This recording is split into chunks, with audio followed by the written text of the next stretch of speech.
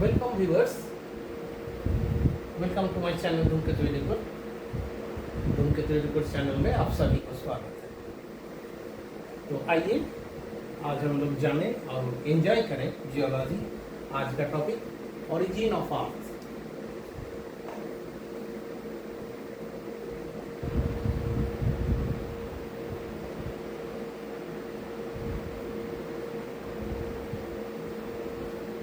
ये बड़ा ancient topic है, बहुत दिन से चल रहा है कि क्वेश्चन हम लोग का सभी को मन है कि अर्थ कैसे ओरिजिनेट हुआ था, अर्थ का जन्म कैसे हुआ था। तो इसके बारे में कई हाइपोथेसिस है, कई साइंटिस्ट इसके बारे में हाइपोथेसिस सबमिट किए हैं।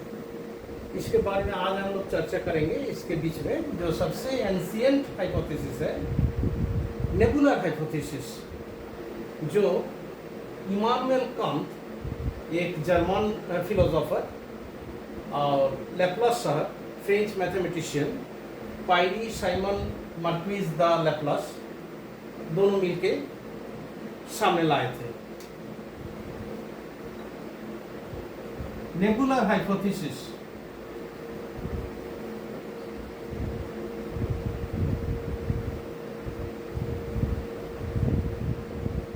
by Immanuel Kant,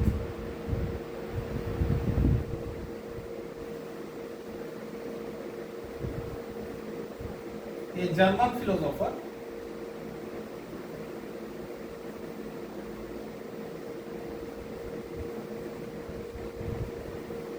in 1755, and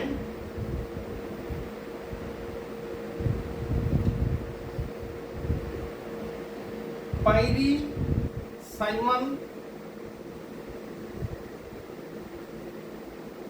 marquis the Laplace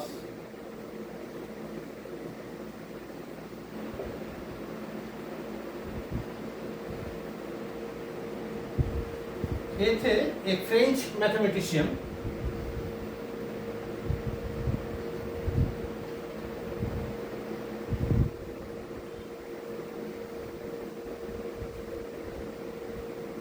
in 1796 ये दोनों मिलके ये नेबुलर हाइपोथेसिस को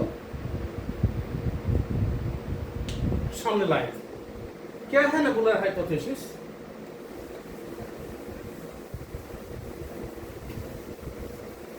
नेबुलर हाइपोथेसिस में ये एज्यूम किया गया कि इन अर्ली टाइम, बहुत सब पहले, approximately 4,500 to 4,600 million years ago,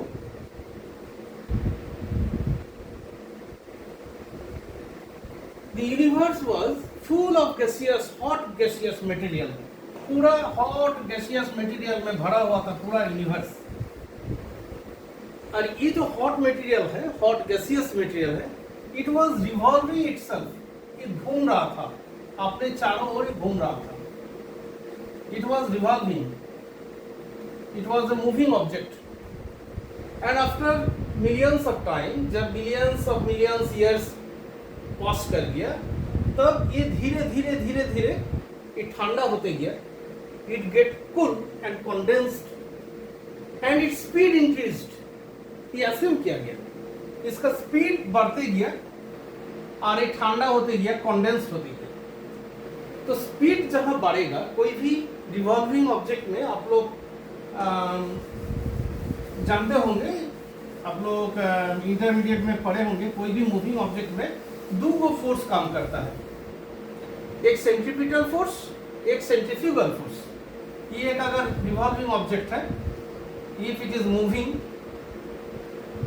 then two force are acting on it.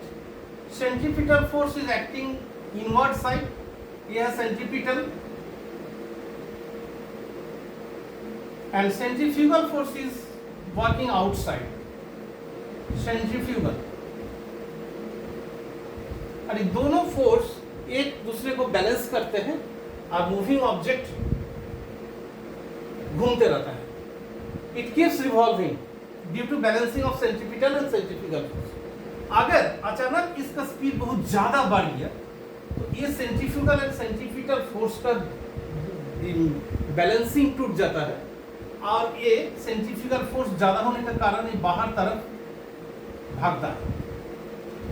कोई ऑब्जेक्ट को अगर आप कोई रिबन से बांध के हाथ से घुमाइएगा, देखिए अगर रिबन अगर अचानक टूट गया तो ये tangentially it moves outward due to absence of centripetal force. Centripetal force खत्म हो जाता है तो सेंट्रीफ्यूगल फोर्स के जरिए वो बाहर तरफ भागते हैं।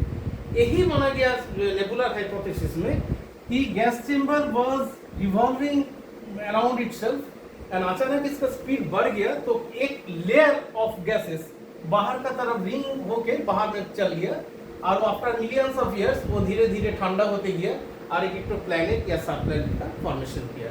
और भीतर का जो हॉट मटेरियल था, भीतर का जो hot material it was keeping moving around itself. इसका टाइम जैसे पास किया ये मूव करते रह गया, रिवॉल्व करते रह गया और as the time passes it gets condensed and cooled. ये ठंडा होते गया और कूल होते गया धीरे धीरे।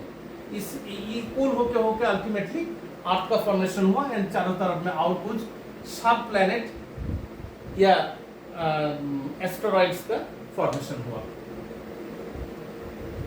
ये है मोर और लेस नेबुलर हाइपोथेसिस। लेकिन इसमें दो डिमेरिट है, बहुत बड़ा डिमेरिट। क्या क्या दोनों डिमेरिट है? एक एस्यूम किया गया एक law of conservation of angular momentum इसमें वायलेट हुआ। Law of conservation of angular momentum क्या है? Law of conservation of angular momentum इसमें बोला गया कोई भी मूविंग ऑब्जेक्ट का एंगुलर मोमेंटम कांस्टेंट रहेगा जब तक ना उसके ऊपर एक्सटर्नल फोर्स काम करे। जैसे Newton's first law of motion में बोला गया है कोई भी object until and unless have been external force उसके ऊपर काम करे तब तक वो अपना स्टेट में रहेगा। जो ये है एक जगह में है तो वहीं पर रहेगा, जो डायनामिक है तो डायनामिक रहेगा जब तक ना एक्सटर्नल फोर्स उसके ऊपर काम करे। Similarly law of conservation of angular momentum में बोला गया कि कोई भी रिवॉल्विंग ऑब्जेक्ट का मोमेंटम कांस्टेंट रहेगा जब तक ना कोई एक्सटर्नल फोर्स उसके ऊपर काम करे। लेकिन नेबुलर हाइपोथेसिस में ये माना गया, ये अस्यूम किया गया कि इसको स्पीड बढ़ते गया ग्रेजुअली। वाई स्पीड बढ़ते गया, वाई इट स्पीड इंक्रीज्ड, इसका कोई क्लैरिफिकेशन इसमें नहीं है। ये अस्यूम किया गया जब तक ना स्पीड इंक्रीज करेगा। स्पीड अगर इंक्रीज अपने आप तो नहीं कर सकता है, एंगुलर मोमेंटम तो इसको कांस्टेंट रहना चाहिए, लेकिन एंगुलर मोमेंटम का इसमें गड़बड़ी हुआ, इसको इक्विलिब्रियम टूटा है।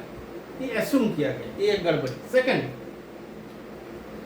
ये थ्योरी में और एक तो चीज हम लोग नोटिस किए हैं कि अस्यूम किया गया कि as the time passes millions of years it get condensed. ये कंडेंस्ड हुआ, कूल हुआ, इसका वॉल्यूम हैज बीन डिक्रीज्ड। तो वॉल्यूम डिक्रीज हो गया, कंडेंसेशन बढ़ गया, कंडेंस्ड हो गया, तो अब इसको स्पीड बढ़ेगा कैसे? अगर कोई चीज कंडेंसेशन हो गया, इसको डेंसिटी बढ़ गया तो उसको स्पीड घटना चाहिए, लेकिन इसको एस्यूम किया गया इसको स्पीड बढ़ा गया, इंक्रीज किया है। सेकेंड पॉइंट है इसमें स्पीड इंक्रीज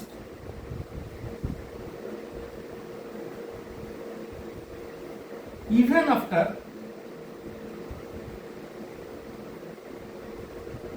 condensation,